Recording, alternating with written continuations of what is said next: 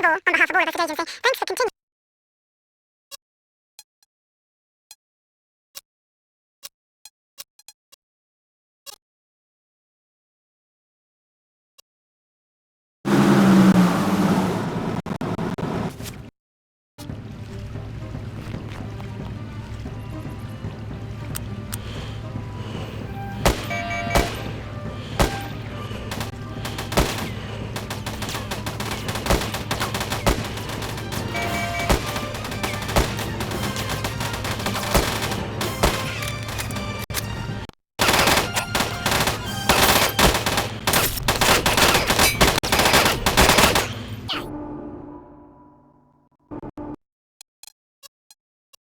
Diana here. Rich, you've had good luck at the mansion.